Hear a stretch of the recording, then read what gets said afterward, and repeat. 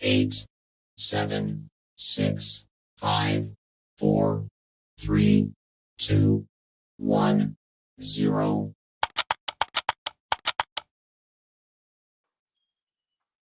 Hey, what's up, fam? Welcome back to this episode of 49 Faithfully. We're your hosts, Miriah Lee and Teran Lewis. TL, football's back. We're back. What's up, my guy? How you doing? Doing good. Glad that football's back. This is that time of year where I love where you start college football, NFL, and then then before we know it, we'll be back to basketball, and I just can't I feel like August is like the start of everything, and then October is when where there's everything. You got hockey, Yeah, you got everything. So yeah, and of course October it would be the month all the sports that are out that are good because and that's my birthday month, so it's just amazing. It all works out. there you go. Chat, what's up? Hope everybody's doing well. Hope everybody's been great. It's been it's been a couple weeks since we've Yes. seen you guys. Throwback, what's up? First in the building. Appreciate you. Shenanigans, what's up? Appreciate you. 49er minded. Bashar, what up, what up? Just don't be coming in here dropping that eye looking emoji, Bashar. Because then I'm gonna know you're up to something. that's our that's our emoji when we have to go spy on people. Melissa, what's up? So It's good to have you back as well. You took a hiatus before us, so yeah. now we're all back. It's crazy to think that there's a preseason game this week, right? Thursday, I think, Is it is the first Thursday? one. I Yeah, believe the so. The the Hall of Fame game. yeah. Mm-hmm. Yeah. So yeah, football, man, Yeah, and it then really we're is at it, back. and then we're at it soon. Yeah, it's So crazy. before we get into football, how was your vacation? How was your time away? Anything to tell the people? No, not really. I mean, I had two separate trips to California. I had a early July trip to San Diego, which was awesome. We had an Airbnb, and the Airbnb was amazing. It had pool table, a pool with with a water slide, and a little like a platform you can jump off of into the pool that was like 8 feet deep, and the outside had like a bar, um, had like a bar with like a had the TV out there with the barbecue pit, and then it had its own ice maker, so we didn't have to buy ice. Dang, nice. And then the inside of the house, like I said, had a pool table inside, and then it had a game room and a movie theater. And then the garage had a gym, and it was nice. Like it was just Wow. like you didn't have to leave if you didn't want to. So but we did a couple things. We went to a baseball game, stuff like that. And then this last time I was up in Fresno and Sacramento. Um, yeah, just it was just a quick that trip. I was there for about a week, so yeah, it was cool. It was cool. Glad to be home. Like I was telling you before the show, I felt like the month of July I was gone like 2.5 weeks out of the whole month, and I was barely home. So I feel blessed that I have the means to go out and do that and take a nice vacation and and hit the road whenever I need to. Yeah, And then for and then sure. like I told you earlier on tomorrow, it's funny this acting and modeling stuff is pretty funny because they love to hit you up at the last minute. Now I'm not complaining, but they love to hit you up at the last minute. So I get a call like, "Hey, can you come in for a modeling audition on Tuesday?" And I'm just like, "Yeah, sure." Like it's like it's funny. So that's why we're supposed to do our show tomorrow. But I gotta do a modeling gig from 5 to 8, 5 p.m. to 8 p.m. tomorrow. So He thinks he's too pretty to do podcasts now. He has to be whatever, doing modeling. whatever. Um, well, that sounds like an awesome time. I'm Yeah. glad you had a great time. Let me Yeah. see real quick. Say what's up to a couple people. Tony, what's up? Good to see you. We got Jess in the building. What up? What up? I think that was it. Okay. I just seen that Jess said she was stopping in, so I wanted to say what's up before she stopped out. Mm. So yeah, I went to the river. We went to Laughlin. Um, just got away. Me, my wife, my daughter, the three dogs. So all six of us got away because my daughter's older now, so we don't know. like the next trip we're planning, her boyfriend's probably going to be coming with us. And then, Mm. like, so there's not many more vacations, and it's just going to be just the three of us. How we don't know how long, until she moves out or whatnot, For sure. goes about her own life. So it's like we have to enjoy these times while we can before she don't want to be hanging out with us anymore. So Yeah. So it was good to get away, good to relax. And then we got home, and the very next day from us getting home, my daughter and my wife, they went to California to visit my wife's grandma. So they just got back 2 days ago. So then I was on a vacation by myself here, away from them. They went to California without me. So now everybody's home, everybody's back to work, back to the grind. So here we are. What's up, lady? How you doing? Hope you're doing well. Yeah, she is. She's doing awesome. It's an awesome woman right there. Even though she doesn't eat, some good foods, but yeah, I know. Yeah, her taste buds are trash, but she's still a good woman. What was I gonna say? Yeah, no, and it's funny. I don't know how it is, everywhere else, but for us, school starts back again already next Monday, August 7th. The school district is about to start. So my son's gonna be a junior in high school. My daughter's going into the 8th grade. So yeah, and then so you got all that stuff going on, getting all their school supplies, and yeah, school's already here on Monday, which is, it seems like this summer went by so fast. It's ridiculous. I'm not sure what day, because my daughter's in college. I don't know what day they actually start back. If it's the same day as like regular schools. Yeah, I don't know. Or not. I'm not sure. I have to ask her. But she doesn't have like a full, she does 2 classes online and then 2 classes there. So she only goes to like to that physical school like 2 days a week. So that's not bad I'm not at all. sure what day she actually will start. Yeah.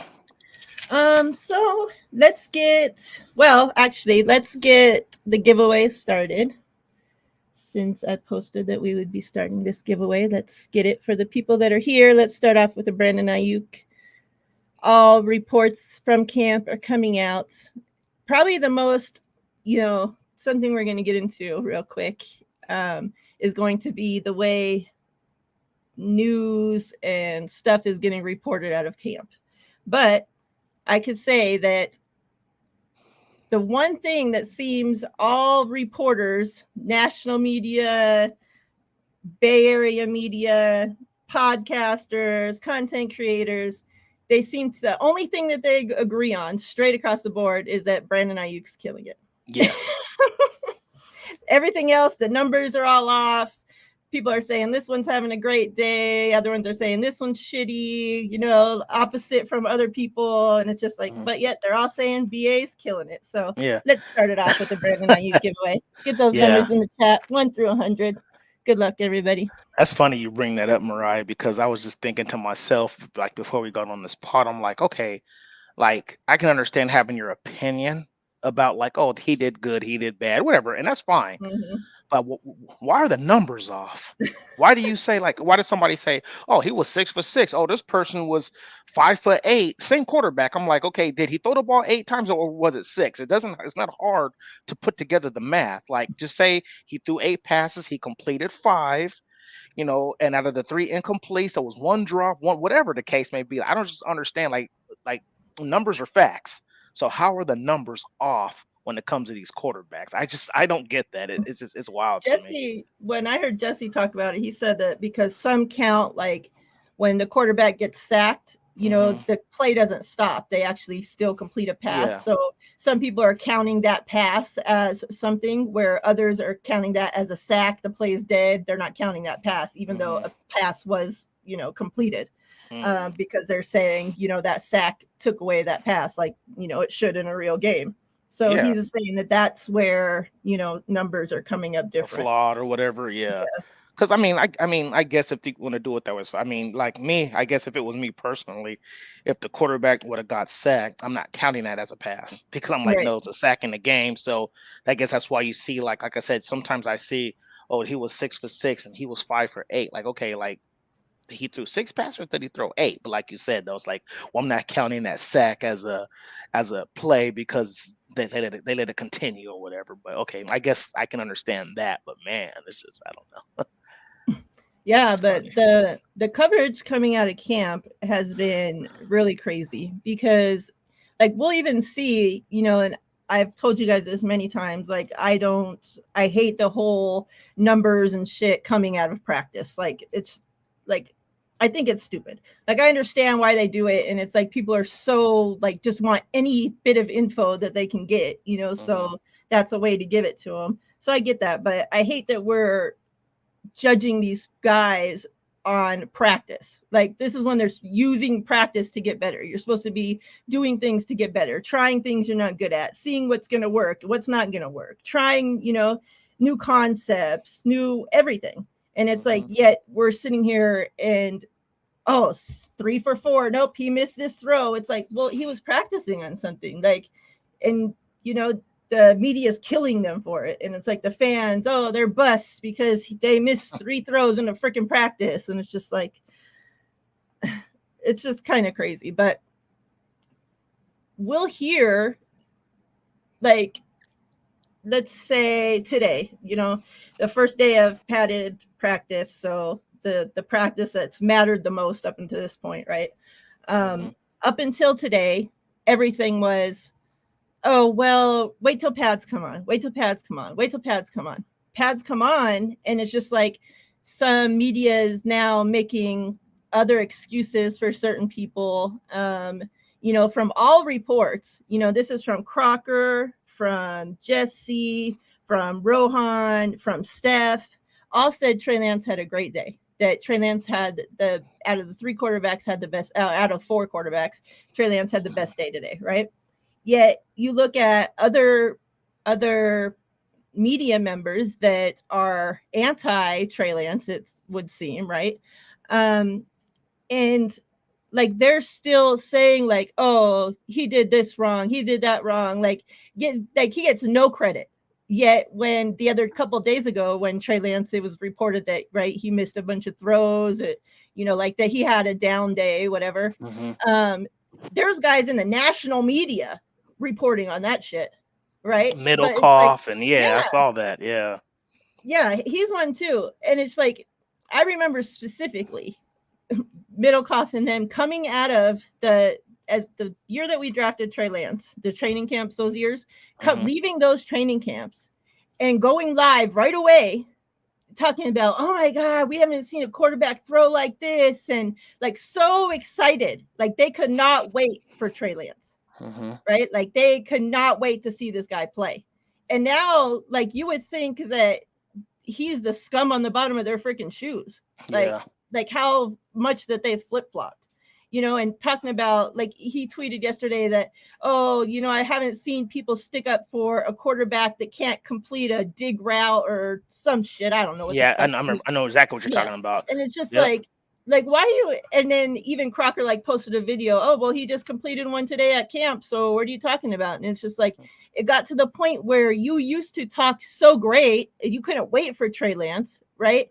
And now you're getting on Twitter to lie about Trey Lance, like just to make him look bad. Like, I just don't understand. Like, I just wish that we could get the reports. Okay, if you have a side, fine. As a media person, you shouldn't.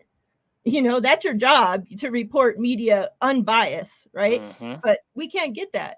And it's like, all we're asking is it like to report shit straight across the board. You know, like how are you going to have a quarterback that only completed 3 throws in practice, yet it's getting reported that they had a great day? Like they had 16 attempts, only completed 3 throws, and you're reporting that that quarterback had a great day. Yet when the other quarterback doesn't miss a throw, right, and really did have a great day, it's like he's getting reported, oh yeah, he had a subpar day. It's just like, just report shit fair and straight across the board. That's all we ask. You know, like it's so hard to just get to find out what the hell is really going down, like going on there, unless you have freaking feet on the ground, because things are getting reported 20 different ways across the board. And it's very unfortunate. Well, that's why I like kind of like what Jesse said on Spaces. He was just like, you know, I came to training camp because I wanted to see stuff with my own eyes and get the eye test. Like, you know how when it comes to stats, like stats don't ever tell the whole story. Mm-hmm. You know what I mean? So if you go out, you see the eye test, especially with pads on and stuff like that, you kind of see what's going on. So yeah, I wish I could make it and be like, man, this is what I Yeah. see, because I would love to come on here and tell people, because everybody who's watching our show right now knows I am unbiased as they can be. Like I'm gonna sit there and be like, if Trey sucked, I'm gonna tell you. If Sam Darnold looked good, I'm gonna tell you. If Brock Purdy Mhm. looked good, I'm gonna tell you. And if they sucked, I'm gonna tell you that as well. So it's one of those things where it's like, and I get it. Like, it's okay to have your preference. Like, you can sit there and have a preference, but at the same time, I'm gonna sit there and say, even though I prefer this guy, he sucked today, whatever. And I don't care what, and I'm talking about all positions, not just the quarterback Yeah. position. Mm-hmm. If Fred Warner went out there and he was trash, I'm gonna say it. You know what I mean? Whatever the case may be. So it's just, I don't know. But yeah, you're absolutely right. It's just coming down to the situation where, like, I don't even want to hear. I don't. It's coming to a point where, like, I don't even want to hear anybody reporting anymore, because it's like, who's on whose side, who's on that side. That's why, like, it's good. Like, I hear like a Steph Sanchez, like, Mm-hmm. I've never heard her be biased at all. She's Right. always been like, she's not one side or the other, or like, there's just a few people out there who are gonna keep it a stack Rohan. no matter what. Yeah, they're gonna keep it a stack no matter what. So Yeah. yeah. Let me Before we say move what's on, up. yeah, before we Go let ahead. me ask you this, and let me ask what the chat thinks, because I've been hearing such great things about Javon Kinlaw. So that guy right there, like, and I said it before and I'm gonna say it again. I don't trust a player who has been injured or has been dogging it for 2 to 3 years, and all of a sudden a contract year comes out, and all of a sudden, oh, he's unstoppable. He's moving people off the line of scrimmage. Well, where was that? Mm-hmm. So, and I tweeted this a while back, and I said, even if Javon Kinlaw comes out here this year and eats, I'm not paying him. Hell no. I'm not extending him. What do you think about that, chat? Because I don't care if I he don't comes care out. what he does. I don't care if he looks like Aaron Donald. He could get 15 sacks. We Yeah, like, ain't paying him. and if we do pay him, him and his agent. I know how it works. It's all a game. And I know his agent is going to try to get, trying to squeeze every penny out of that one decent year, one great year, Mm-hmm. whatever it's going to be. But it's like, I feel like, him as a player should be like, okay, you know what? Just sign me to a 1 year deal cheap, maybe like maybe $8 million deal, instead of paying him 16, 17 million. And let me prove it for 2 consecutive years before you extend me. Like, Yeah. giving him a 5 year deal worth 90 million or whatever, that would be absolutely awful. Yeah. I agree. Yeah. And yeah, all reports coming out of camp up until to today have been that this is the best Kinlaw's looked. Mhm. That he was winning one-on-ones today. That and yeah, it was against, obviously not starters. He won the one-on-ones. Grant had listed the 3 people that he won against today, and they were all backups. Yeah. Might not even make the team, but I mean, I don't even think he was winning one-on-ones in previous training camps, the ones that he was healthy to even be out there. So, I mean, that's a step in the right direction. I mean, if he can be healthy and we can even get 3 sacks, and some run stopping from him, eat up some double Yeah. teams, something. Yeah. Okay. But no, don't fucking sign him back regardless. Yeah, yeah. Like I said, if this comes to a point where, like, if he does good, like, let's say he has 8 to 9 sacks, if he's willing to be like, hey, I want to prove it year. Like, I showed you I can be healthy in a contract year. Now sign me for a 1 year deal, and let me show you. And if you can show me for 2 years, then we can maybe talk an extension. But this 1 year, oh, look what well, what have you done for me lately mentality of, well, I know I was hurt for 3 years, and all of a sudden contract year, I'm healthy as an ox, and I can go out there and perform 15, 16 games. I'm just not feeling that. Like like what Dion was just saying, you have to show me on Mhm. consecutive years for me to give you some kind of extension, like, like a Javon Hargrave just got. You know what I'm saying? It's Yeah. crazy. What's up, Dion? Let's say what's up. JDLR, what's up? Good to see you. Thank you.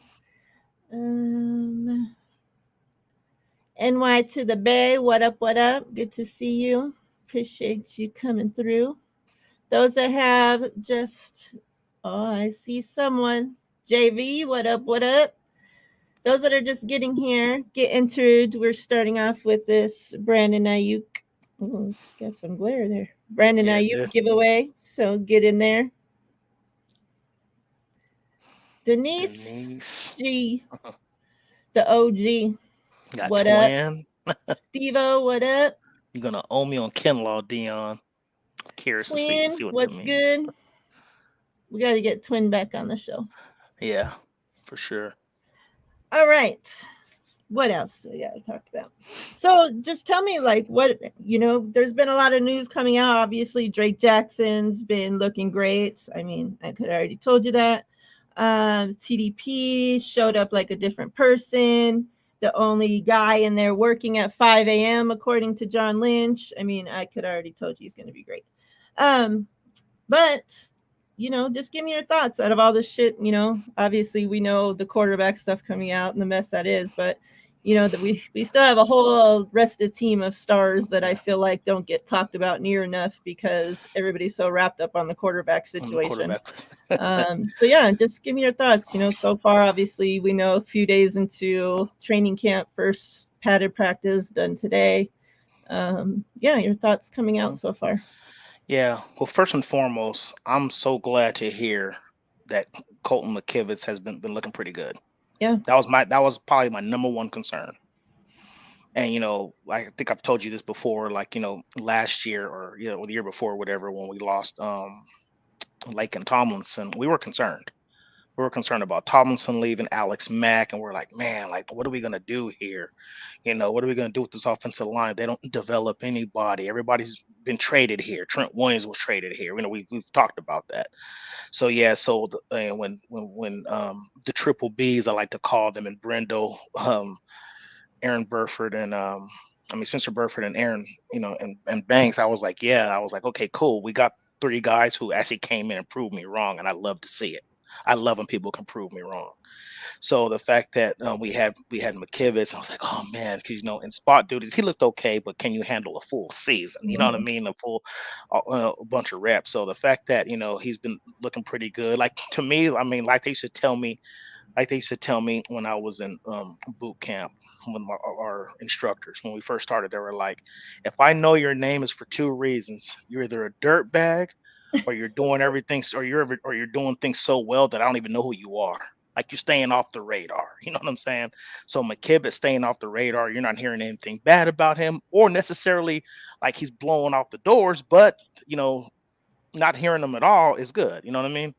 So oh, I don't know. I've been calling that for a while too. I don't know. So it just what it comes to, Dion. Great minds think alike, bruh. So yeah, it's one of those things where I'm glad that McKivitz is doing good. Elijah Mitchell, as we know, is a running back situation. We know how great he can be when he's in the game, but can he stay healthy? That's the main thing. And I love that there's competition, that we have the TDP coming in shape. That he looks amazing right now. Jordan Mason's looking good. However, I heard that he's had some fumble issues. But as long as he cleans that up in game reps, I think he should be fine. The wide receiver position, I love to hear that my boy Ronnie Bell was out there doing his thing. I feel like him and Danny Gray going to have some stiff competition for that spot. And then that Conley guy, that Chris Conley, who's kind of bounced around the league. I think he played for the Chiefs, played for Jacksonville. He's been bounced around. Hopefully, he found a home here. So, but and like we say all the time, when people are in a contract here, they usually step up. We have two receivers. Actually, we can say three in a contract here: Ayuk, Juwan Jennings, and we got Ray McLeod. So, and that just adds more stiff competition because they're going to want to get new contracts too. So, yeah, there's just a lot going on with all these position groups. Oren Burks, for linebackers right now, is taking the place of Aziz, and then the cornerback position, and I think Peter Lucas. We always talk about the Wolverines because that's our college team. Not looking good for Ambry Thomas. Like I thought maybe Steve Wilkes can be that guy that can come in and do something and turn around, his career. But if he can't do it, I don't know if anybody else can. I don't know if he's just going to be a late bloomer, but he's going to be fighting for his job, and it's looking like he might be one of the odd men out. It's still early, but we'll see. So those are a few observations that I've seen, and like you said, and I'll give you your props on this one. Um, when we were doing our mock drafts and stuff like that, and everybody kept saying our first pick should be edge, and you and I were like, no, we need a safety. Like, we have nobody behind Gibson and Hufanga. No, we need an edge. We need that guy opposite of Bosa. And I was like, well, if we pick it, I'm gonna support it, obviously. But you held your ground, and you were like, picking an edge would be dumb because Drake Jackson's gonna have that second year jump that I feel like he's gonna have. And the only thing I'm hearing now is that he's doing amazing out there, and with Bosa not being here, even though we want him in camp. But I'm not worried about him. I'm not worried about him coming in out of shape and all this stuff. That's not his character. But the fact that Drake Jackson's out there getting these reps and he's starting to wreak some havoc out there, he's doing a great job. So anybody, even on the chat, anybody who said that no, like, I don't think we need an edge early, kudos to you, because you guys called it. You guys were honestly all saying, like, no, we don't need an edge that early. And the 49ers thought the same way because they didn't address it till the 5th round and Robert Bill. So yeah. What's up, Bebop? What's up, Lawrence? Oh, yeah, Pee Wee Herman. I forgot he passed away. I kind of thought he was already dead, honestly, when I saw that. Miriah. I read it today and I'm like, oh, wow, he just died. Yeah. You know what's so crazy about that? I don't know who's old enough or who remembers that show, that Pee Wee's Big Adventure. That was a good movie. Like, and I remember seeing that as a young kid, and I remember his bike got stolen, and he was like trying to do whatever to find his bike. But it's sad that was such a good movie. But the main thing he's remembered for is masturbating inside of a movie theater. Yeah. The shark said there's a new dance called the Pee Wee Herman. You should do it. Make a video of yourself and post it for us. Do it on your new stream and let us see it. He said that's the first movie I saw in the theaters without my parents. I don't remember the first movie I saw without my parents. Those that had just joined, Candyman. If you haven't gotten the giveaway for this Brandon Ayuk, get in there. We're about to draw the winner right now. It's an old rap song. Oh, yeah. I remember there was a song. While you're drawing the winner, I'm going to get something to drink, Miriah. Okay. Let me get it up here.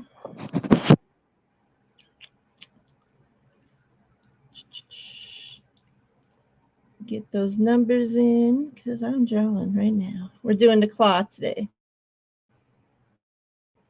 The claw.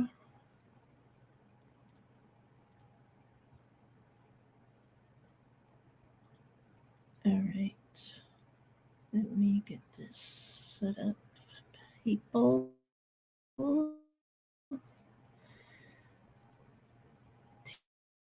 TL is supposed to talk to you guys while I do this with the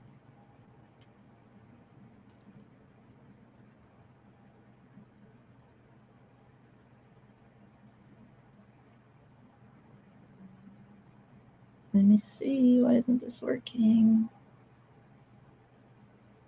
There we go. All right. So, my internet always gets shitty when I do this. So hopefully you guys can hear me. Hope everybody has their numbers in. Because we're drawing right now. Good luck.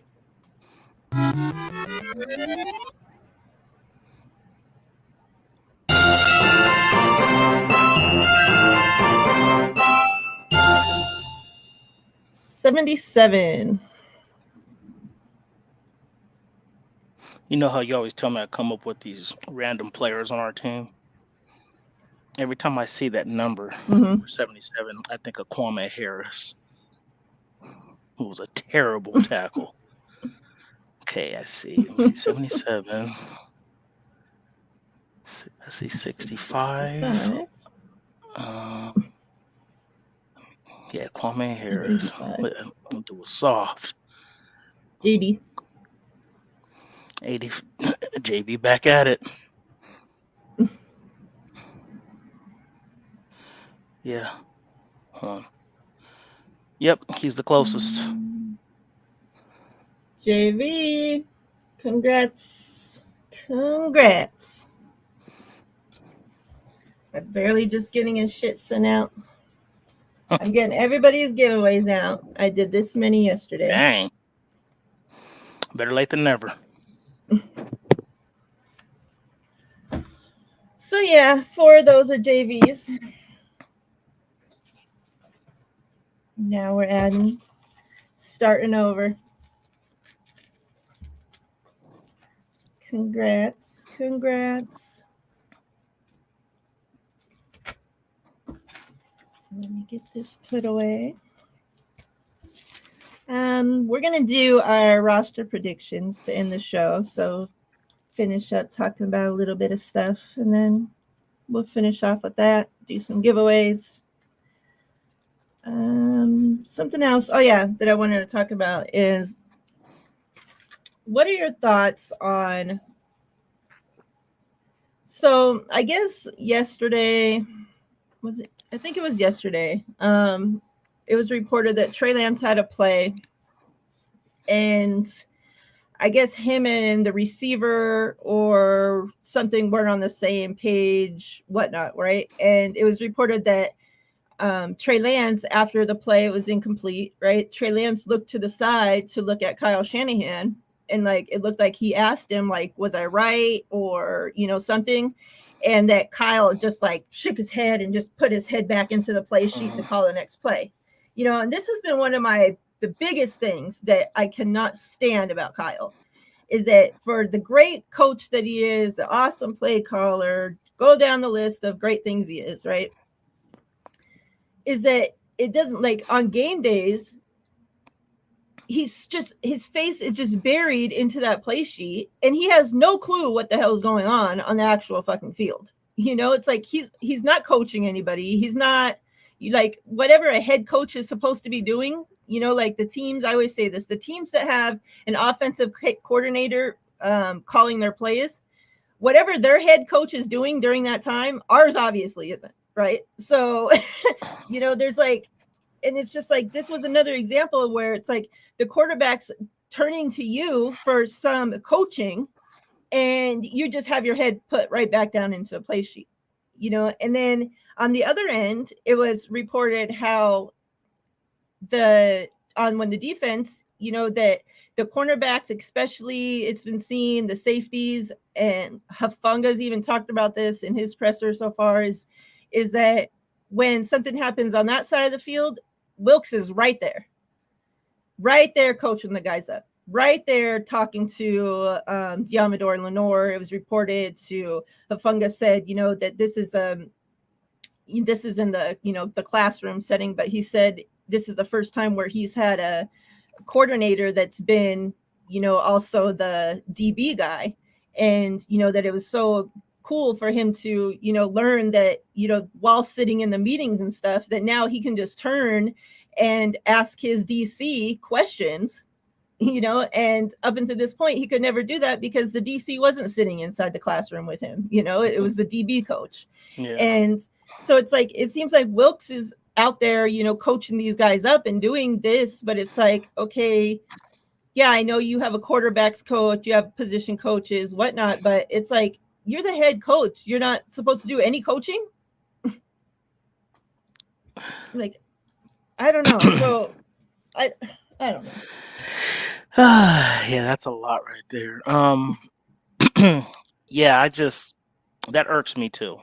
It's like, if you, I don't care who it is, like whether it was, I know exactly which player you're talking about. Somebody brought that up.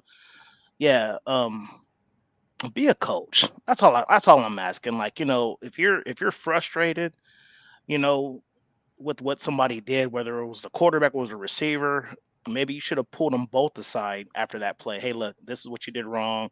What do you have Anthony Lynn there for? Like Mm-hmm. Anthony Lynn is right there. Like, hey, I need you to take over for a second, whatever, and then call the plays or whatever. He goes to play, pull whoever was aside, pull Trey aside, whoever the receiver was. Hey, look, this is what the route was. You're supposed to do X, Y, and Z. Trey, you threw it too late. Trey, you threw it too early. Whatever the case may be, and get back to business. I just don't get why it takes so much to do. You know what I mean?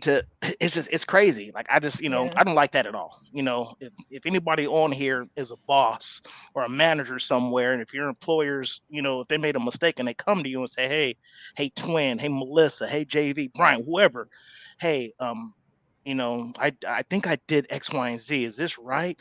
Oh no, this is wrong. This is what you should have done. That's what to me. That's why I will say this until it happens. Kyle Shanahan to me is a great offensive play caller, but he's just a good coach. Yeah. I can't put him in the great category because there's just some stuff he does which kind of rubs me the wrong way. Like I don't see an issue with your quarterback and your receiver, just turning around asking you, hey, was that right? I feel like that's what I would want my players to do. If Yeah. the play didn't execute, I want you to sit there and say, hey, what did we do wrong or what did I do wrong, and be cool. Like I said, like what 49er Minded said, Anthony Lynn is supposed to be your assistant head coach. You barely even hear about the guy. You don't hear a word about this dude. You know what I mean? So I just don't get, like I said, and I get that, everybody always says I hire an OC, and we've been saying this for years. I feel like Kyle's too stubborn for that. Mm-hmm. Kyle wants he wants himself to be the reason why plays are executing and this and that. Like what I mean, I just, him hiring an OC would be great, but I feel like it'd be a micromanaging thing. He'd probably have to go to Kyle. He can be like, it's 3rd and 2. This is what I want to call. Hey, Kyle, is this play okay? Okay, cool. 1st and 10 now. Kyle, is this okay? Kyle, is like, who wants to do that? I mean, don't get me wrong. If you want to pay me $1 million to do that, I'll do that all day. But what I'm saying is like it comes to a point where it's like, man, like it would be great to hire an offensive coordinator, but I don't think it's going to happen. And like I said, like you're in training camp. If your players are, this is where the mistakes are supposed to happen. So this is really where the coaching is supposed to step up and say, hey, look, we're a month away from the regular season first game, or 5 weeks away. I'm glad you guys are coming to me after a mistake and tell me what you did wrong so we can correct it. Him just shaking his head and being like, oh, whatever, next play, XYZ, whatever the case. And I don't like that. That's Mm-hmm. crazy to me. Like I said, great. And I say great offensive play caller, just a good coach until otherwise. So yeah, and I think with Anthony Lynn, it was funny because they compared him to D'Amico Ryans, and D'Amico Ryans was one of those like raw guys, like always on the field in your face and kind of joking around, but when it was serious, he'd pull you aside to snap. But Steve Wilkes, they said he gives you the evil eye. Mm-hmm. Like you make a mistake and he'll just look at you like, bro, like kind of like that, bro. Did you really just do that? And then he'll come and talk to you. He'll chew you a new one probably, and then back to business. I feel like Steve Wilkes is that coach that you can't be soft to play for Yeah. because he's gonna give you that work. He's gonna give you that business if you make a mistake, which is cool. Like you have to Mm-hmm. learn how to adapt. Not everybody's gonna have that personality of like a Sala, and then you go to a D'Amico Ryans who are pretty similar as far as that raw guy. Yeah, like always showing emotion and stuff like that. So yeah, I love that Steve Wilkes, will pull you aside and say, hey, look, your back pedal was off or whatever the case may be. Like that's what a coach does. He coaches his team up to be better, to fix the mistakes. So yeah, I get your frustrations on that. It's crazy, but yeah, I mean, there's been people calling for an OC for years. It ain't gonna happen. No. It ain't gonna happen. If you do get that title, you still ain't calling nothing. So Well, kind of yeah, like we Like saw Mike Mike McDaniel. McDaniel. Like Mike Yeah. McDaniel, what did he do? I guess he was the person who handled the run game, but that was still really not him. It was the other guy. I can't think of his name off the top of my head. The dude who took a year off because he was getting old and had some health Yeah. issues. Can't think of his name Um. off the top of my head. But yeah, so I mean, if you want to give me a title of a Mike McDaniel, let me sit in my corner and pay me 2 mil. I'll do that all day. But Yeah. like I said, as far as Kyle Shanahan just giving his play calling duties to somebody else for somebody to call a whole game, it's not happening. What's up, media? I see you. Rick Diaz, what's up? Let's Bobby go with Turner. Yes, that's correct. yeah, Bobby Turner. That's right. Um, what's up, Robert? I see you. We're gonna next giveaway up. Let's go with this CMC, another guy that's been reportedly killing it. No doubt in my minds that that was gonna happen though. Mhm. Seems like he only knows how to do things one speed, and that seems to be full speed. So, Yep. yeah. At least the other running backs out there have somebody great to learn from this season. With Frank Gore. Well, no, I'm him Oh, too, but I'm saying yeah, the young guys, having an entire camp and everything, training camp yeah. with CMC being there, I think is going to help a lot. Hmm. So yeah, get those numbers in 1 through 100. I didn't even CMC see. giveaway. I didn't even see who was first. Did you just have him put the numbers up? 'Cause I had stepped away for a minute. Yeah, I think Okay, Melissa. Melissa. Okay. Yeah. All right. Um. Oh, I don't know if you heard today.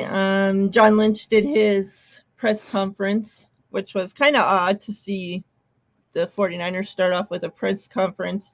You would think, that we hear John Lynch is doing a press conference the morning of pads coming on. Normally, this is, when 49ers are known to get their contracts done, that, okay, the Bosa news was going to get announced.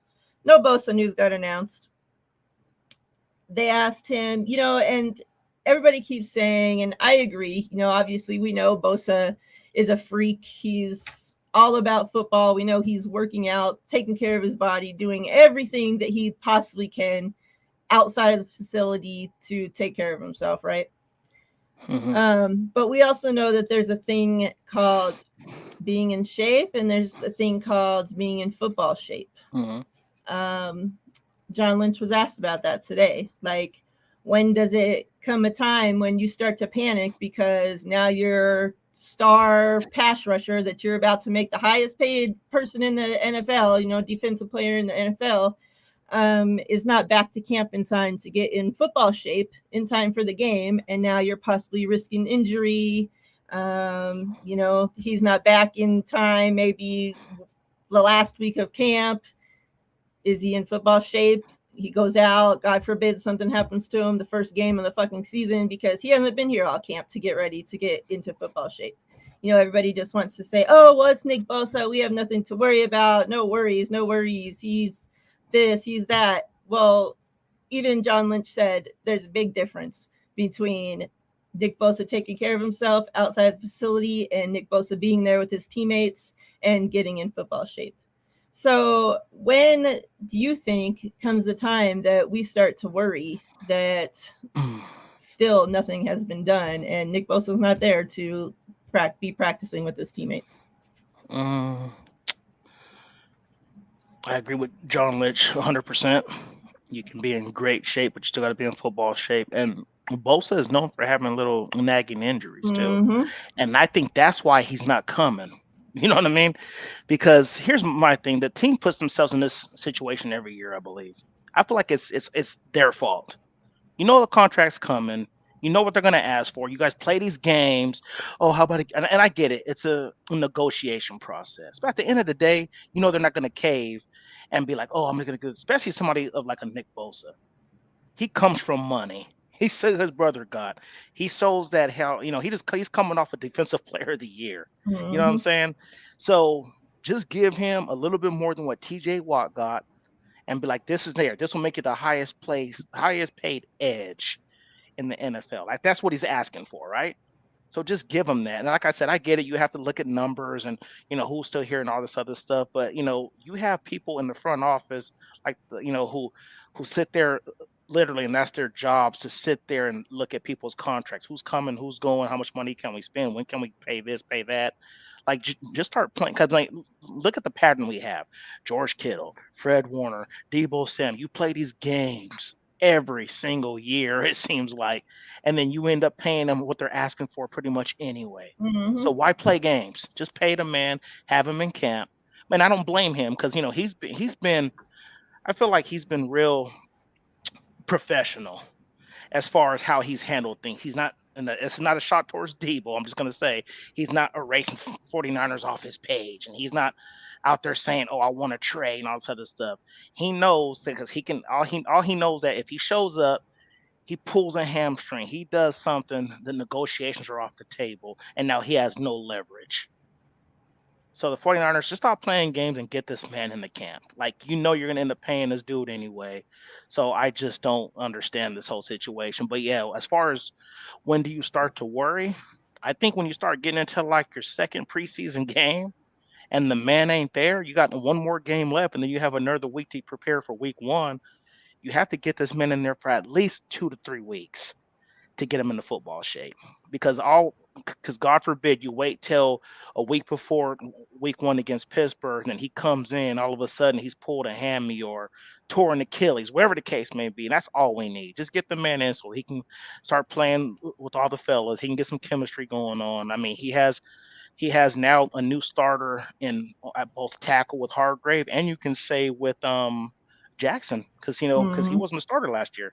Just get him there and show that you guys can be dominant. That's all I'm asking. Like, it just, I don't know, it gets crazy at some point. Like, I can understand that, like, if the 49ers pretty much are getting their way, with these negotiations, but I feel like the players at the end always get what they want. Yeah. So just And pay the man. that's one of the things, one of the biggest gripes I have about the 49ers is that they wait. Like you said, you're going to pay these guys, right? We've heard these guys all come out and say they couldn't stand the way the 49ers handled the contract negotiations, right? Uh-huh.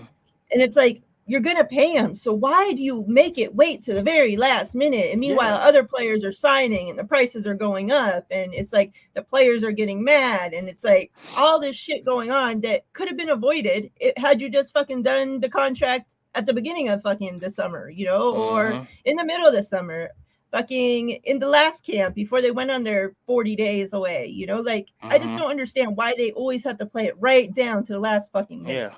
And both say he's not going to be taking no deal. He don't want No. no backload this or do that. He wants his fucking money up front. He deserves his Exactly. fucking money. Give him his money and let's get the shit show on the fucking road Yeah. because it's just stupid.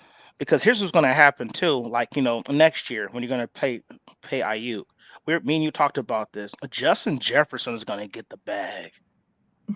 He's going to get paid. Mm-hmm. So, and he's the same draft class as Ayuk. So next year, you better get that contract done Yeah. before Justin Jefferson gets his. I'm not saying he's going to get paid as much as Justin Jefferson, but he's going to get closer to what you think he's going to get to Jefferson. So if you offered him $24 million a year, you might be getting a steal because Justin Jefferson, he might hit 30.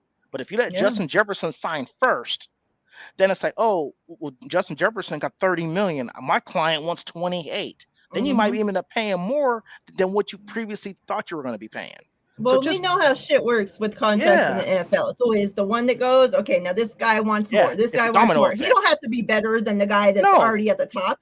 It's no, just whoever the next player that gets paid is gonna reset the net market. The next yeah, person resets the market. Next person resets the freaking market. exactly. And then So two, it's like, and yeah, and there's some good receivers too, because you got CeeDee Lamb, you got Justin Jefferson, and what I will say about the Cowboys owner Jerry Jones, he pays his people on time. So Jerry, I mean, he played a little game with Ezekiel Elliott at one point because you know how they do the running backs, mhm. but I guarantee you, it's not going to be a situation where CeeDee Lamb is going to have to hold out in camp. Guarantee it. He's going to get his money, and they're going to be okay. So if the 49ers are smart, they're going to say, okay, look, we have CeeDee Lamb needing a contract. Justin Jefferson needs a contract. I forgot who else was in that draft class, but there's a few guys in that draft class who are going to be wanting a deal. So if you look at it, you might want to be smart and just be like, hey, look, this is what's going to happen. Let's sign him to a $24 million a year deal because we know if somebody else gets this contract first, we're going to be paying Brandon Ayuk more than what we even want to pay him. So Yeah. I don't know. That's going to be interesting how that works out next year. Probably going to be the same dance. Probably gonna let him hold out too. He's gonna be out working. Training camp's gonna come with pads. He's like, I'm not coming, and I'm tired of these games. Like, if you want people to think you're a serious organization who takes care of their best players, then just take care of business. Yeah. Robert says, is Justin Jefferson the best wide receiver not named Mike Evans from the last 3 years? Easy. I've been Yeah, I've been I've been talking about Justin Jefferson the last few years, and I was like, man, he's probably the best receiver in the league. I said it. I said it in 2021, I believe. I was like, man, he looks good. Like this dude just looks uncoverable. He's not even the fastest dude out there. He's just so graceful in yeah. how he runs his routes, and hands are amazing, and stays healthy. And dude's just a beast. I like You know, him I better than Mike Evans personally. yeah. Mike Evans to me was never the best receiver in the league. I'd always was put him in the top like five. Like when he was in his prime, I'd be yeah, Mike. But I never once said like, oh, Mike Evans, he's that dude. Like Right. it was Devontae Adams at one point. Tyreek Hill was in that discussion, and then a couple years ago it was like the Michael Thomases and the DeAndre Hopkinses. Even before that, Julio Jones, AJ Green. Like what I'm saying. There's been a couple dudes, but Mike Evans has never been that dude who I said, oh yeah, he's the best I at his agree. position. You know what I'm saying? Yeah. Yeah. Those that haven't got into the giveaway, get in there. We're doing the CMC. One more thing on Lynch before we get into our roster predictions. And people would constantly, every time Kyle or Lynch, talked for the media and they talked about Trey, people would always say, oh, they always talked about Trey the person, Trey's character, Trey, what he does for his teammates, what he does, blah, blah, blah, right? Never talked about Trey the football player. So shouts out to Grant today, asks John Lynch. So you talk about Trey Lance's character, Trey Lance the guy, a lot. Have you noticed any improvements from Trey Lance the football player? And so John Lynch goes on to say how he gives Trey credit for, going to find a new football coach on his own. He said previously he was working with multiple people, and that's, he compared it to like a golfer working with multiple coaches for your swing. Like you just don't do it. You find one guy that's going to help you get right and you stick with that guy. And, he said that that's what, basically Trey Lance found, this guy that he, clicks with. And he said, yeah, that he notices that Trey Lance's base is better, his mechanics, he's throwing a better ball out there. So, it was he had to be asked, of course, for him to freaking finally, mention something about Trey Lance. But, it's kind of refreshing to hear that, at least Trey didn't go out and do all this work this summer and it's not getting noticed because the head coach has his face down in the play sheet, so he can't notice it. And, everybody else is looking at Purdy, so nobody's seeing it. But, John Lynch did say, yeah, it's showing that he went and put in the work. Now, if that's going to be enough for whatever to happen, who knows? But at least, because a lot of people were saying that, oh, it's going to take Trey Lance. Yeah, he might go work, he might change his mechanics with this coach, but when he gets back into football settings, he's going to go back to the old him, like everything that he learned because, like muscle memory and yada, yada. But yeah, it's like you guys just told us that Trey Lance doesn't have reps. He hasn't played enough. So I wouldn't think that his muscle memory, like he has that much of it, right? Like if anybody is that easier to get out of habits, it would seem like the guy that hardly has any reps would be easier to get out of that shit, right? So, yeah, I mean, it's not in a game, but so far so good in practice. At least Trey Lance is hanging on to these good habits that he's now picked up. So yeah, I thought that was pretty cool. yeah. And, like I said, shout out to Grant because, he's one of the only people that asks fucking real questions with that soft ass media over there. Yeah, they're soft, softer than cotton. I can't stand some of I these, some of know. these, some of these ladies and gentlemen over there, and it's just, I don't know. Like, I don't think he gets enough credit. And as far as John Lynch, like, there's some stuff you know, like when he was talking about the Nick Bosa thing, and there's being in shape and being in football shape. I couldn't agree more. But there's some stuff where I feel like John Lynch is fake. Like the Trey Lance stuff. Like it just, I mean, and this is just my opinion. His body language shows me how when there was all these questions going on about the quarterback positions a few years ago, he wanted Mac Jones, and I think Kyle wanted Trey Lance. And then so, and every time, like you said, every time they're talking about him at a press conference when him and Kyle are on the stand, you can tell that John when Trey Lance comes up, you can tell he was just like he don't want to hear anything about Trey having a starting opportunity. You can just Mhm. tell he don't want that. And then the fact too, we can talk about this later or another show, whatever. It just, the thing that bugs me about the whole situation is like if you're really like, I mean, we don't know what the conversations went on. I remember Trey on the Rich Eisen show when he sat there and said that, yeah, they're going to give me, they told me they're going to give me every opportunity to come in and compete. Well, I feel like the competition's already been set in stone because I've He heard didn't from all. say they told me they're going to give me every opportunity. He said, I just want every opportunity to So, come in and compete. so the Not that fact they that, told him that. so the fact that Christian McCaffrey hasn't been on the field with him once is crazy to me. So I don't know. So it is what it is, though, about it. What's up, Deshaun, Sin? Yeah, I know who you're talking about, media, yeah, but you said, did we hear about him? What did we hear about him? That he's doing good? yeah, I heard he was doing pretty good, but I Mhm. mean, heard he's from what I heard he's doing better than like some of the DBs on the team that have been there for a couple of years. So, and I heard saying through a Contrast Knight or whatever his name is. So yeah, I Mhm. don't know. This DB competition is stiff. Yeah. It's stiff. Like I don't know what's gonna happen. Yep. It's going to be good. All right, let's draw this winner. CMC. Get in there if you haven't.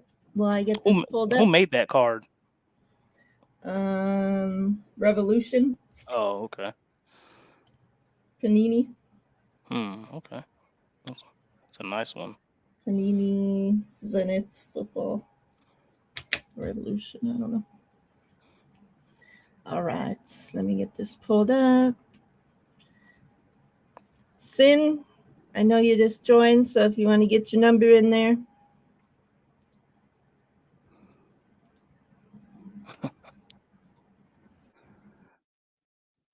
The 49 reminder, it ain't Twitter. Remember, it's X.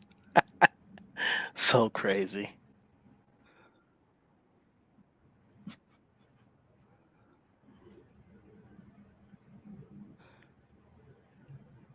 All right. Sin just put a number in. All right. All right. Good luck, everybody.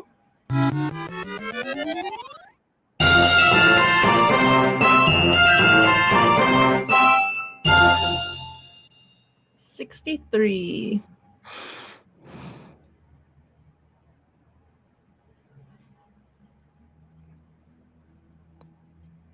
You said it started at Melissa. Do you know what time? I didn't get a chance to start it. No, I started. I Oh, you did. did? Oh, okay. Mm-hmm.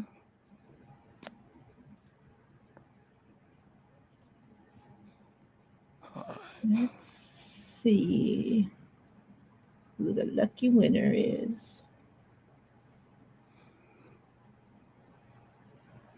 If you guys let JV win again. Oh no.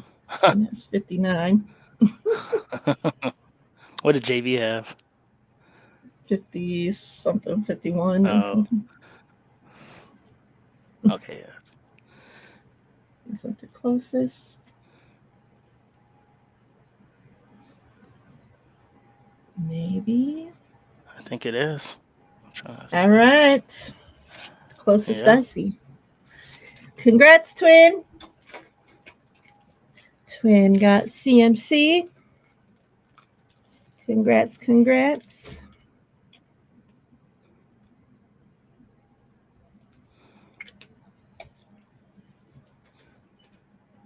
All right, let's see what we got next so you guys can start Congratulations, getting those 20. numbers in. How about let's show our guy Trey Lance some love. Let's do a Trey Lance giveaway.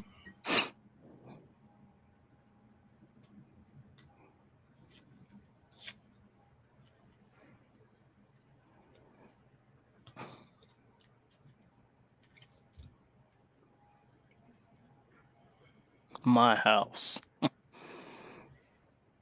Let's give away this Trey Lance My House card. Get those numbers in 1 through 100. Good luck, everybody. All right, let's get into this roster breakdown. Okay. Roster prediction, whatever the hell it's called. Our early roster prediction. Now, keep in mind that it's just the first day of practice, so it's very early.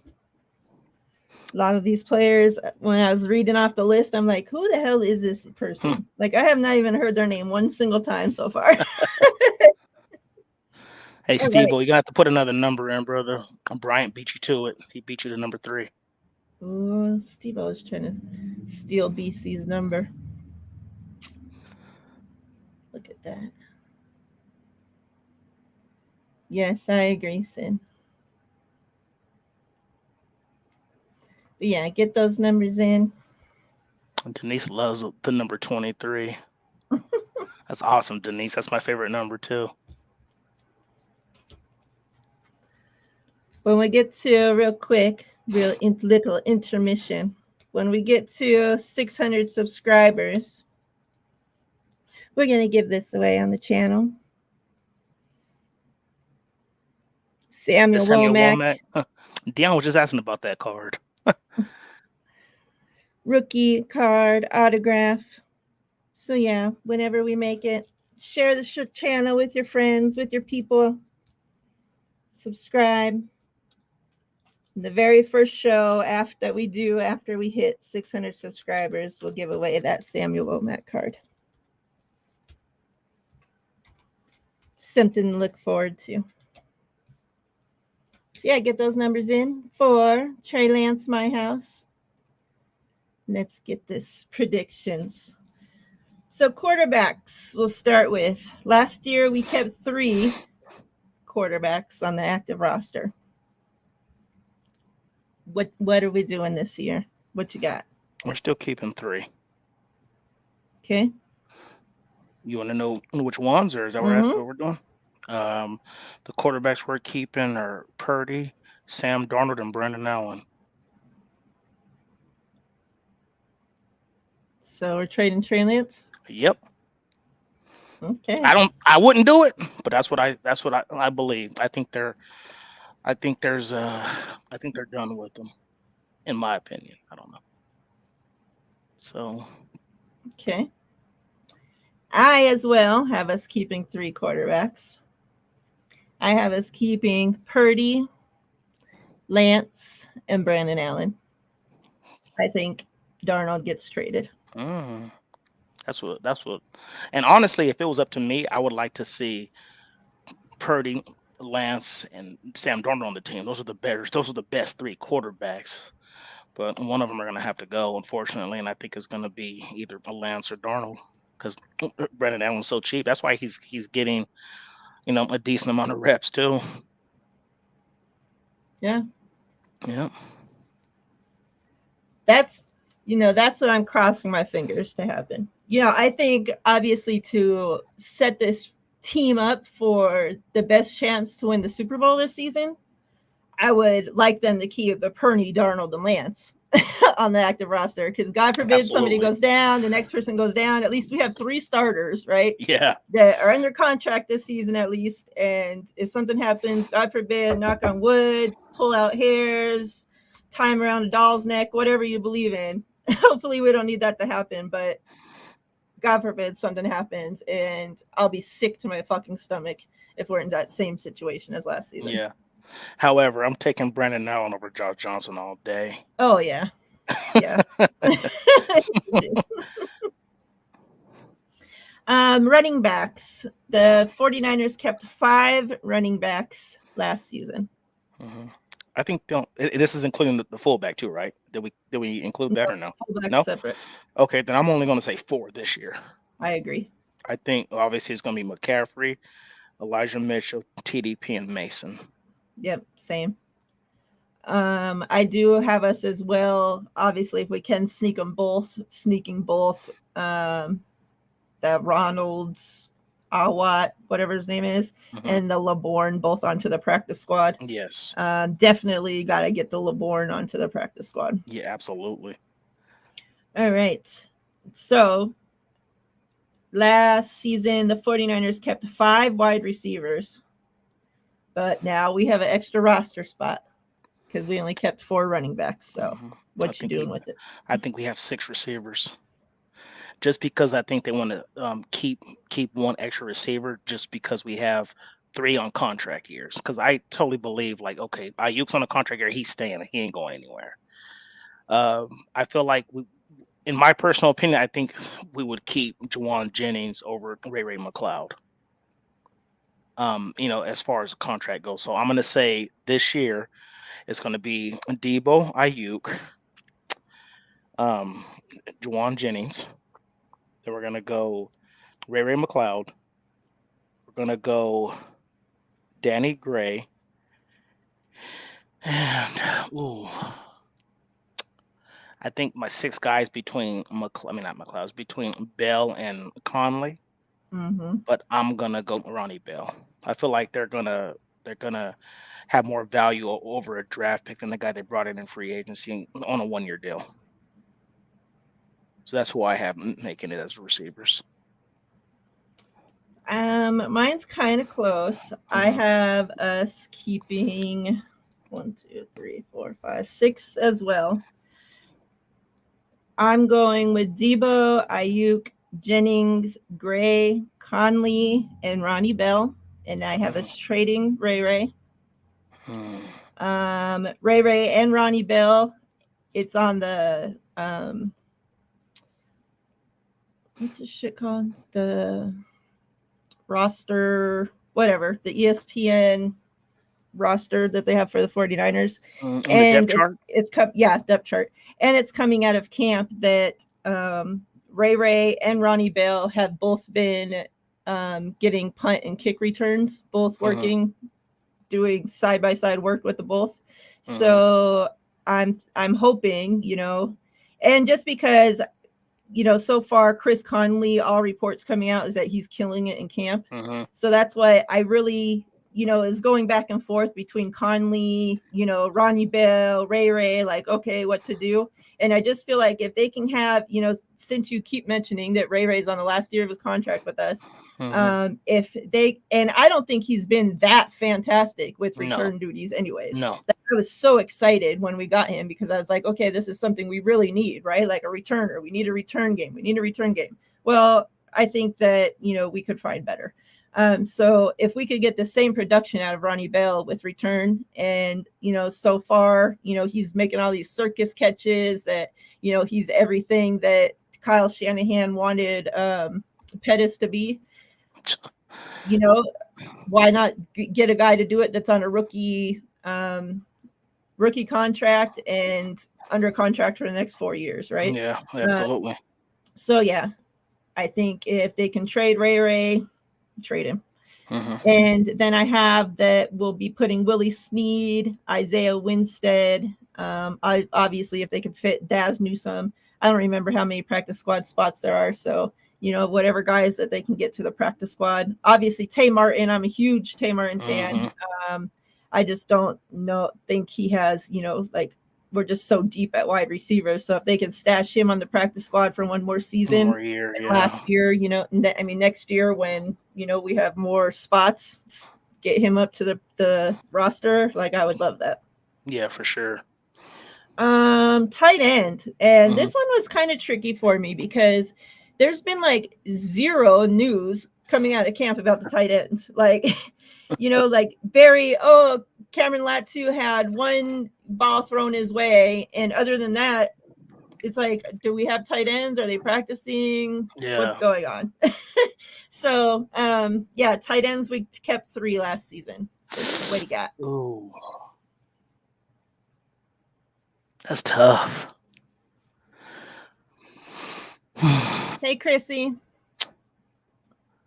See, it's tough because I don't think they want 2 rookies behind Kittle. I don't. Hey, Mark. So I'm gonna go 4. I'm gonna go Kittle, the two rookies with Willis and Latu, and I'm saying Warner for blocking because I feel like um yeah, I'm gonna send those four. I think Ross Dwelly, he's gone. Okay. Yeah. Send Ross to the curb, Melissa said. Huh. Everybody's getting rid of Ross. Look, bye, Ross. Like, I Yeah. mean, you know, even if there was, say, we only had 4 tight ends on this team and he was one of them, I think he would still be getting cut. Like, I still think he's Even if we making, had 4 spots, he'd still be yeah, getting cut regardless. Oh, yeah, that's like funny. like they barely even wanted to sign him back. It seemed like no other team signed him. So the 49ers were like, okay, you're making us feel bad, Yeah. giving us those puppy dog eyes from outside the gate. Like, come on in. I'm going with the 2 rookies though behind Kittle. I'm keeping 3, Kittle, Latu, and Braden Willis, just because I think the 2 guys on a rookie contract can do what the vets making more money are doing. So get rid of them. Yeah. I think that Troy Fumagalli goes back to the practice squad. Fullbacks. I really hated this decision here because we know that we only keep 1 fullback. But I love Jack Coletto so much. Yeah. And what really makes me worried about this is because, yeah, stash him, right? But we've already seen one of our fullbacks get taken away.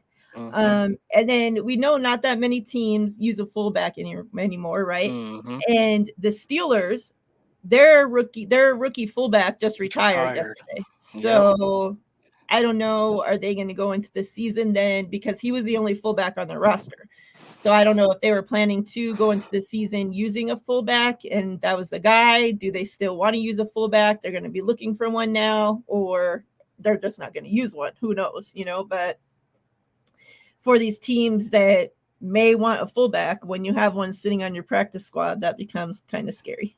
And I just think, you know, Jack Coletto, he's such somebody that can do so many things, you know, and I just feel like, yeah, he would be perfect, you know, if they were still going to hold a fullback, keep, you know, this team using a fullback after, you know, Juice is retired and done or whatever, they're done with him, that he would be great, you know, to take that spot, you know, after Juice.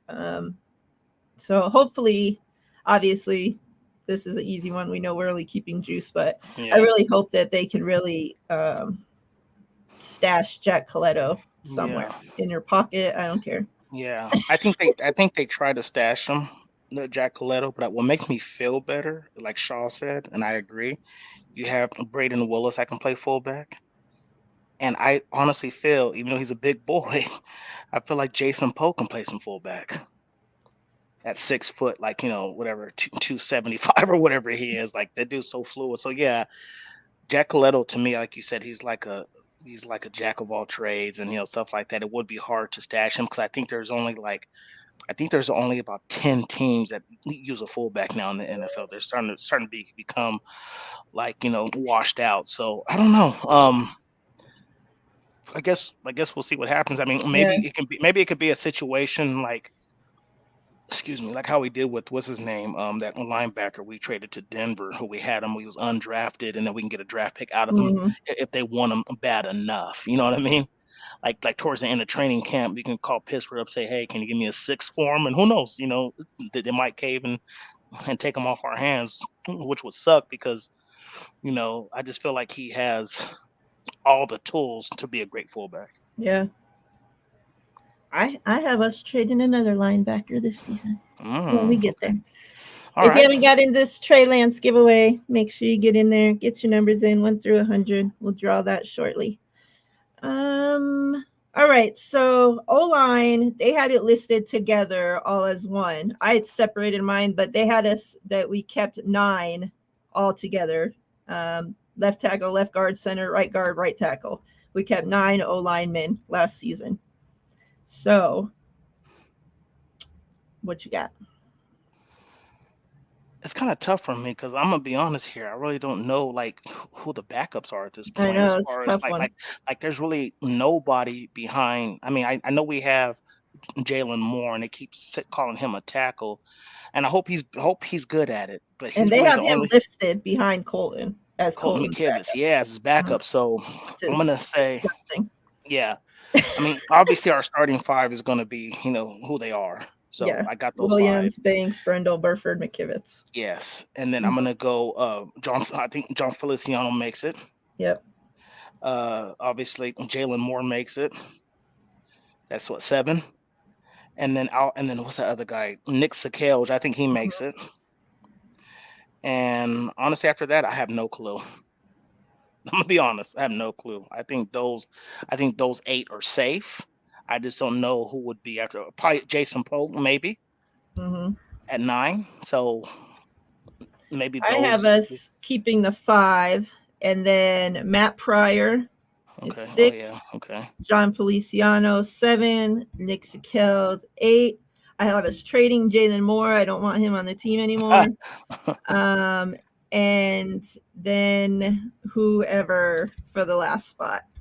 I have, if they can get Jason Poe to the practice squad, great. If not, if I don't know where they're going to plan on playing him is the whole thing. Like they have him right now listed as Aaron Banks backup. Who? Jason Poe? Yeah. And then Joey Fisher behind him. So I don't know. Obviously, Alfredo Gutierrez will go to the practice squad. Again, I have yeah. putting Joey Fisher and Leroy Watson to the practice squad as well. And you said you had us keeping Nick Sakelj, right? Yeah. Mm-hmm. Oh, okay. Yep. Matt Pryor, John Feliciano, Nick Sakelj.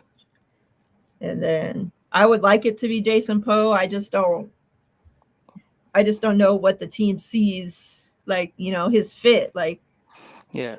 To me, like I don't know. Weird position. Yeah, he's like it's funny because like I mentioned him as a fullback because we saw those videos a couple years ago, him going up and catching passes, blocking, like he's like another jack of all trades, except he's bigger. Like I feel like he's 6 foot, like 285, which would be huge for a fullback.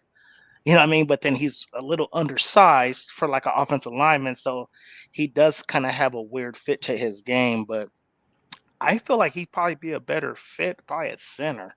But I don't know. That's kind of weird, but I don't know. Yeah. I think he makes a team though. Yeah. So O-line definitely something to keep an eye on. It's going to be interesting to see who. I mean, that's a great battle going on there. So the same thing for the defensive line. They added it all together, and we kept 9 last season. So who you got? Bosa, Armstead, Hargrave, Jackson.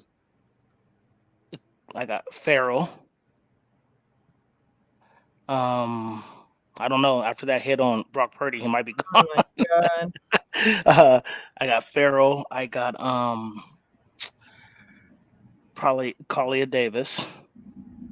I'm gonna go Bill. I think he makes a team. Kinlaw, Robert Bill. Javon Kinlaw. How many is that? 8. So this thing so the thing with Robert Beal is that the ESPN thingamajig has him listed as Greenlaw's backup. What? Yeah. Okay. So I counted him in with linebackers because that's how they have him on the thing. Really? Okay. So taking off Bill, how many do I have? I had Kinlaw. So Jackson, Hargrave, Armstead, Bosa. Kinlaw is 5. Collier Davis. You said Farrell. Had Cleveland Farrell, yeah. So that's 6. What else did I say? Collier Davis. 7. Collier Davis 7. Kerry Hyder 8. I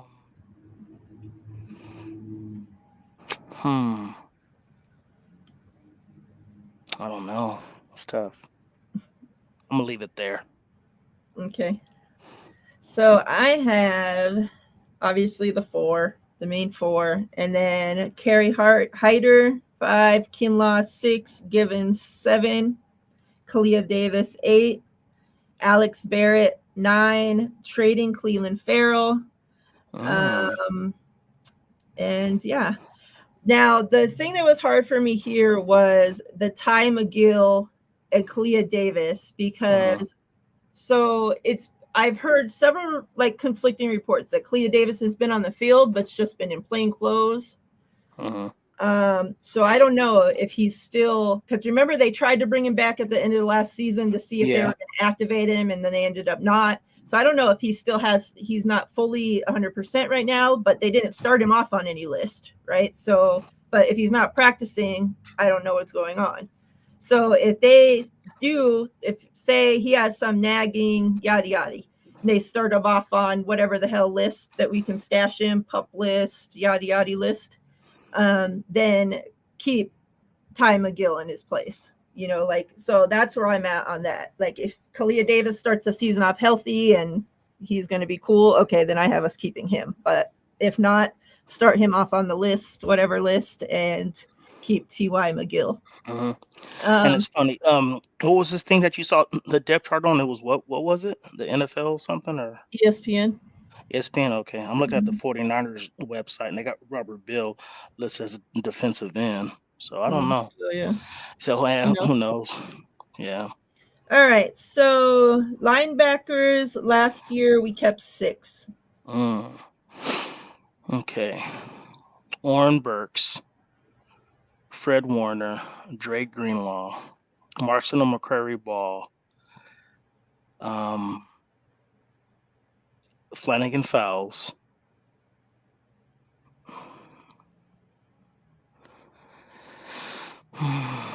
And now you got to make room for Robert Beal either there or somewhere. Yeah. Well, I would still. I mean, well, me personally, I'd probably still keep him at edge. But if we're keeping, you said we kept 6 linebackers last year. Yeah. I said we keep 5. So what are we doing with both our rookies? Nothing? Throwing them away? Jalen Graham. Jalen Graham, D. Winters. Let me see. D. Winters making it for sure. Hold on. Let me see. D. Winters. Let me see. I'm trying to think. D. Winters. You said we kept 6. Kept 6 last year. Yep.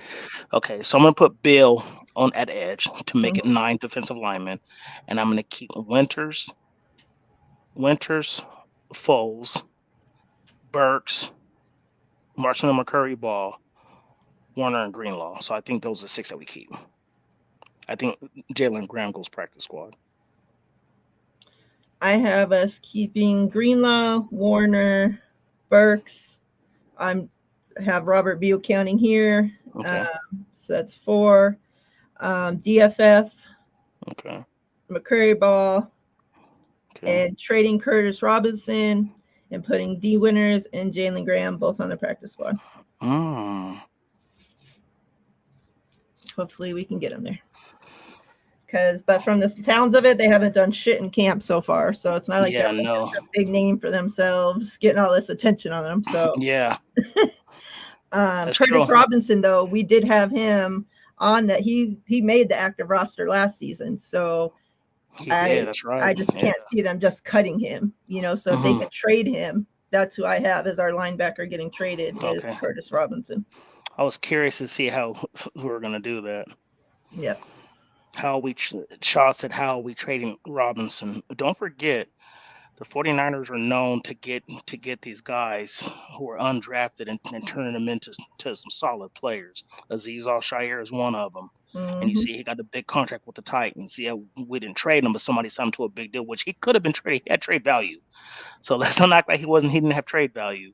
And then I can't remember the dude's name. I always forget his name. The undrafted linebacker we traded to the Denver Broncos a couple of years ago when he was undrafted and he was playing so well that we traded him. So don't sleep on our trade value for our linebackers. That's all I got to say about that. Yep, I agree. Let's draw this winner for this Trey Lance card so we can get another one in here before we leave y'all.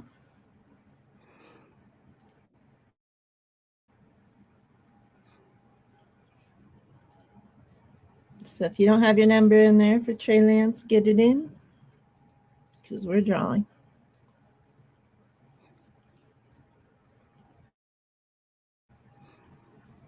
Jonas Griffith. Yep. All right. Exactly. Good luck, everybody. $19. Debo Debo. Samuel. Okay.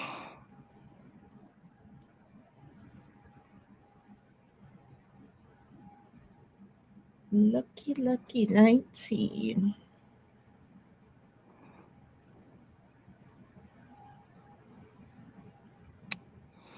They got Tony Cope at 17. Tony.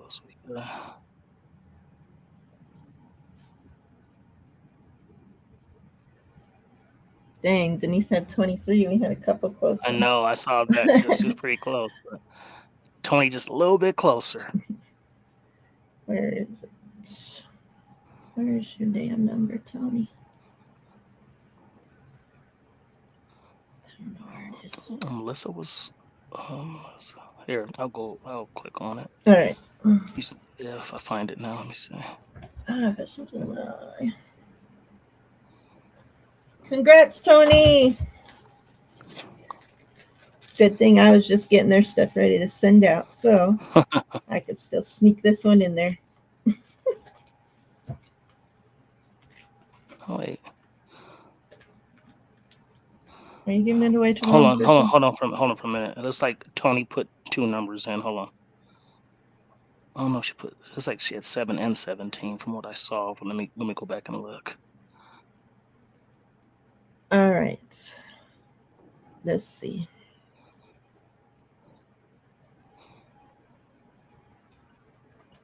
I didn't see Tony's guess. Okay. So if it's not Tony, it'll be Denise. But let me look again.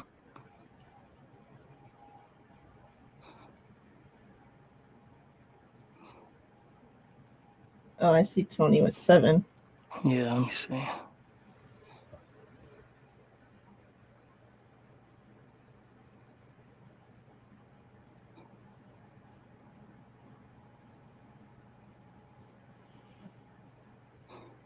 Yeah, I don't remember where no 17. Sorry, I'm looking again. Hold on. Oh, okay. I see what she put. Look, I put 7 recently. 17 was for last for CMC. Okay. Oh, okay. Okay, so it's Denise. Yeah, Denise. So there was a 7 and a 17, but okay. Oh, okay. 23. Congrats, Okay. Denise. Thank you for being honest, Tony. I might have to send you a card just for being honest. She has about 100 coming to her, so. All right. Congrats, Denise. You got it figured out. All right. So let's see. Who should All we we have do? is DBs. Huh? How about George Kittle? Let's do some George Kittle. There we go. Get those numbers in. 1 through 100. Let's go with the George Kittle.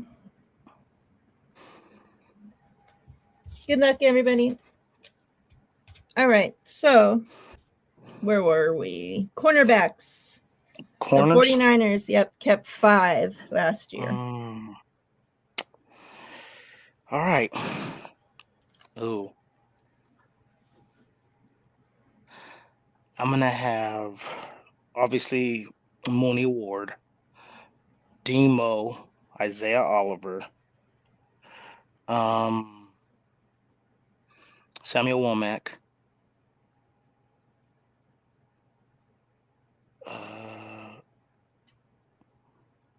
Quantrez Knight. How many is that? 5. I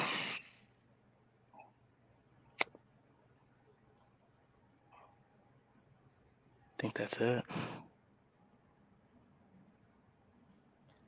That's it. I agree. Yeah, I think that's it. I have Ambry going to the practice squad, Jamison going to the practice squad, and Terrence Mitchell going to the practice squad.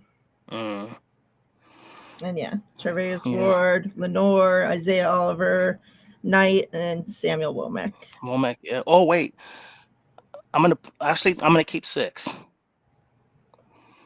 Daryl Luter. Well, he's on the hurt list right now. He's hurt. Yeah, that's true. But I don't think they're gonna cut him because he got hurt. Well, no, but if he starts the season on that list, he doesn't count against the active roster, so Gotcha. they can stash him. Stash him. And then if they bring him back, who gets cut? You think it's Knight? No.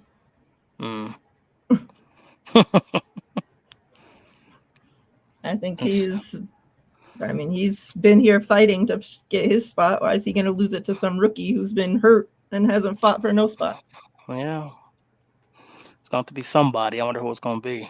Probably somebody on the D line or something. Yeah. And maybe, so I'm thinking what we kept like 4 safeties last year. Yep. 4 safeties. Okay, I think this is probably one of the easiest ones. I'm gonna say Hufanga, Odom, Gibson, and Brown. Yep, I agree. Yeah, I think that's pretty easy right there. Mm-hmm. And then whoever you can stash on the practice squad, Avery Young, Taylor Hawkins, Hartsfield, stash. Yeah.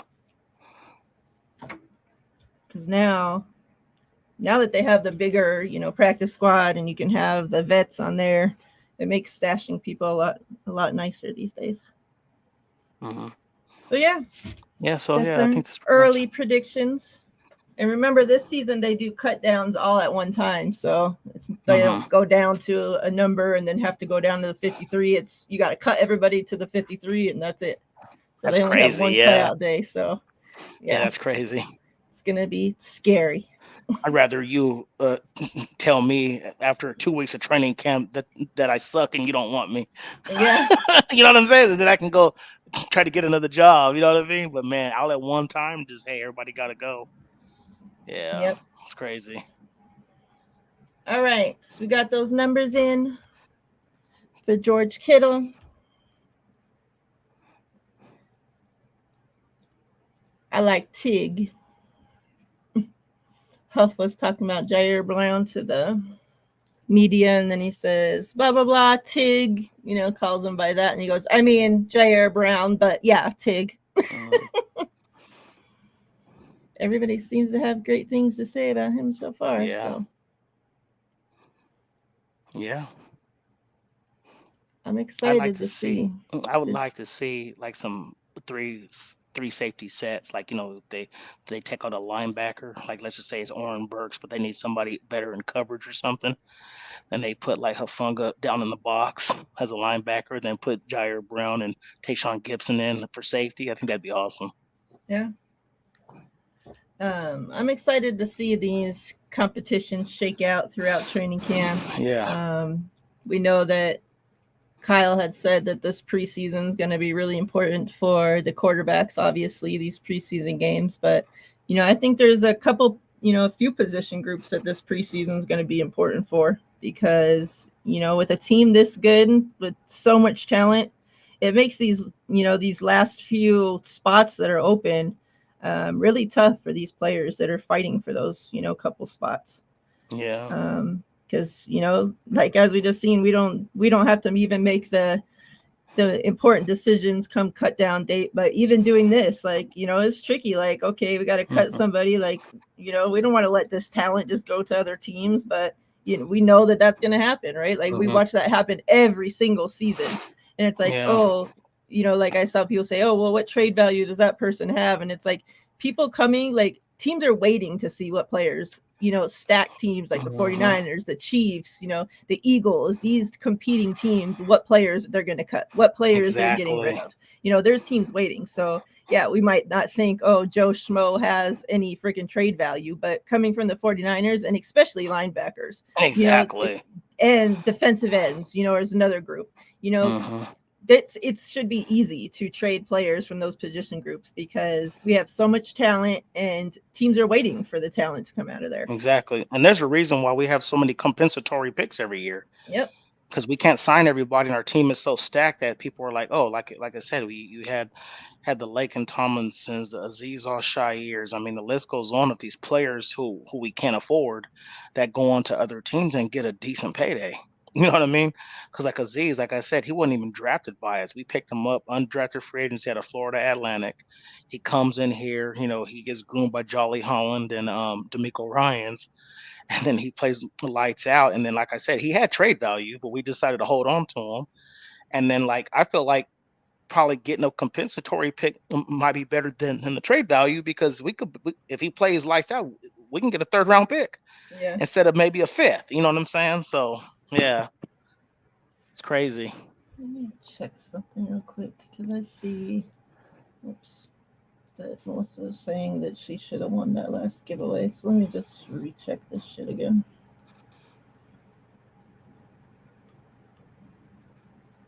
Yeah, they're both 4 away. And Melissa stayed under. And Melissa was under, so then that means she should have won. Yeah, that's what I'm saying. Melissa was under if she had 15. Yeah.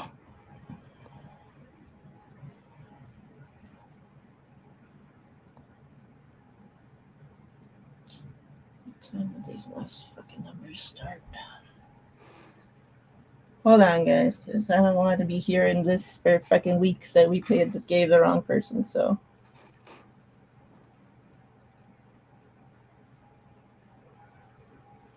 You know what happens too, like when you say, oh, we're giving away this card or whatever, and people will put their numbers in before you say, Yeah.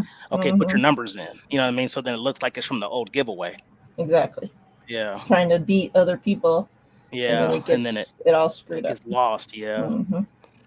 Yep. So let me see. Okay, so they're saying congrats to Denise right here. So let me see here. We're going to draw this kiddo giveaway right after this, and then we're going to get out of here. We appreciate everybody for hanging out with us tonight on our day back. You know what? Because the numbers were kind of screwed up. We didn't know if it was on the back end or the front end of the giveaway, whatever the case may be. Denise, you'll just remain the winner. Izzy, give me your address, and I'll just send you a card, because I have a Trey Lance card I can send you. Or who was it? Was it Trey Lance? Yeah, I'll send you a Trey Lance card. But I think when I know you guys are trying to get your numbers in first, when Miriah holds up the card and says, we're going to give away this card, wait for her to say, put your numbers in. Because when you put your numbers in while she's talking about the card, the numbers get kind of screwed up because it looks like it's from the last giveaway, if that makes sense. Yep. Yeah, that's the problem, is that Melissa and JDLR's numbers both got in before we marked Bryant as the first number. Got you. Okay. So yeah, Izzy, just send me your information. I'll just go ahead and send you a Trey Lance card. So yeah. Steve-O says Melissa has me blocked, so I can't see her number.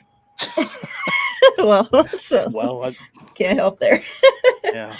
All right, so let's draw this winner. I don't think there's even that many numbers in here, so we shouldn't screw this one up. So good luck. Let's draw this winner for George Kittle.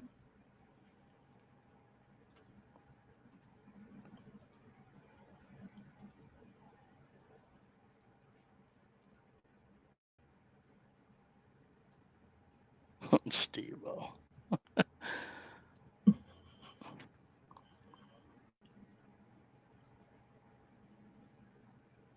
All righty. Good luck, everybody.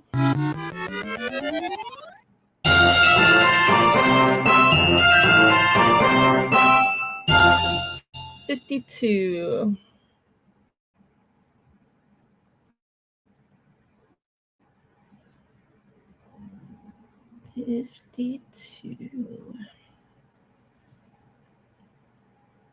Come on, get off of here. So from what I see, the first number. What the hell? What? Can you hear me now? What'd you say? Oh, I said from what I can Yeah. see, the first number for this drawaway was 49er minded at 32.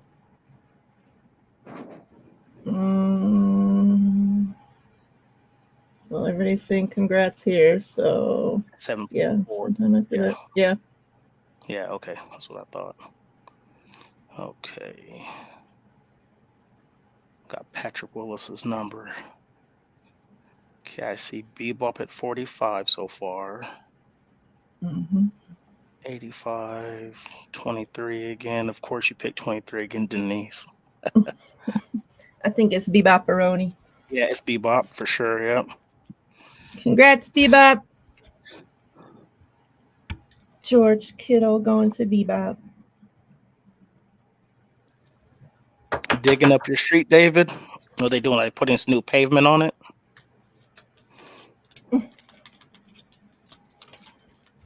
You had to do chores, wash the dishes.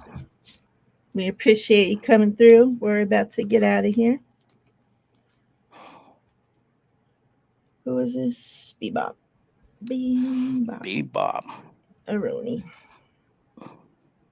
Our Pennsylvania Niner. Yep. All right. Any closing thoughts? He said broken water pipes. That's the worst. That's the worst. Yeah. No thoughts. Just I think the only thing is, I don't even want to say this because I feel like I'm gonna mess everything up, but I'm gonna say it anyway. I'm just glad that chat. Please don't kill me. Don't bookmark me. None of this. I just pray that we continue to go through this training camp with no serious injuries. Yeah, there's been some scary injuries reported already so far. Yeah, so I'm just glad that I just like I said, I don't want to jinx anything, but like I said, we're going into day 6. This is going to be the second day in pads though, or whatever. But I just like to see everybody just continue to stay healthy. I found it funny that there was a fight today between Tay Martin and Quantrez Knight, and then there was a big old scuffle, and I heard that Tay Martin was all about that action, like he wanted that smoke. So Denise, it's okay. We have tons of cards. It's no big deal. We'll send you yours, and then I'll send Izzy hers. So no worries. Yeah, it's really not a big deal. It's just like I said. The numbers get kind of convoluted because like people put their numbers in so early while Mariah's talking about the card before she says put in your numbers, and then we think it's from the other one because we're trying to watch the chat at the same time and then try to talk to you so it's no big deal, seriously. But yeah, Tony, I agree. Strength and good health, like just keep it up, because like you said, there's been some scary stuff lately, and and the 49ers have always had such bad luck with injuries over the last few years. So I just hope that we finally get a good bill of health on our side, you know what I mean? So yeah, let's keep working, let's keep the competition going. I think the stuff going on with Brock Purdy right now is just rust, honestly. Like the man had a serious injury and he's barely starting to throw. And I just, and I hate, and everybody knows like I prefer Trey Lance, but I still love me some Brock Purdy. And the fact that people are like, people, and there's some of them, not all, some of the Trey Lance people who prefer him are just like, see, yeah, look at him, he's throwing balls in the dirt. And I'm just like, dude he's barely came from he hasn't thrown like on a serious note for like 6-7 months. Like you expect it to come in here and be perfect and throwing darts. It's not going to happen. So I just pray that that he gets better, and hopefully whoever wins the job wins it, and that's what we're going to have to deal with, and everybody has to be happy about it, even though it's not going to happen in real life. So yeah.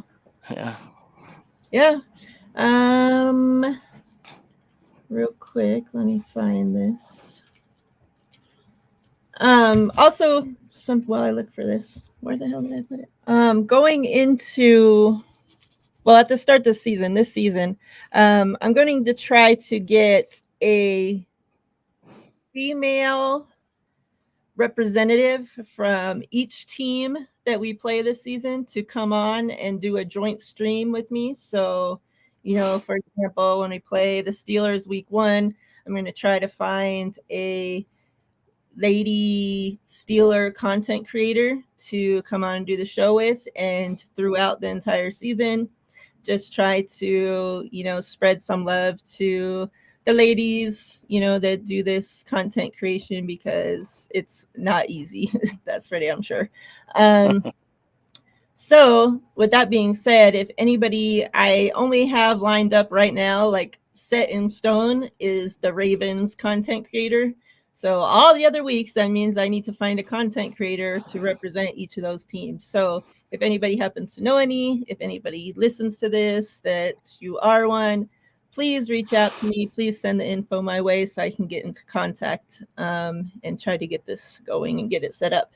And then remember as well, once we get to 600 subscribers, the show that we do immediately after, like if we hit 600 subscribers on a Tuesday and we do a show Thursday that week, we'll be giving away this Samuel Womack rookie autograph card, as well as, the usual giveaways that we do, but that'll be an added bonus in there. And then, yeah, I appreciate everybody. What's up, Brian? I appreciate everybody for hanging out with us. It's good to be back. Good to talk football. TL, I appreciate you as always. Appreciate it. Thank you, Tony. Bam, much love. I hope everybody has a good rest of your week. And we'll be back sometime next week. Hey, Tony, I want to say before I go, I watched some of your short videos for, the podcast that you do, and you're pretty hilarious. Yeah, they do a great job over there. Mm-hmm. But yeah, much love. We'll see you guys next week sometime. Hit those bells so that you know when we're coming back. And yeah, much love. Stay safe, everybody. We're out of here. Much love, everybody. See you next week.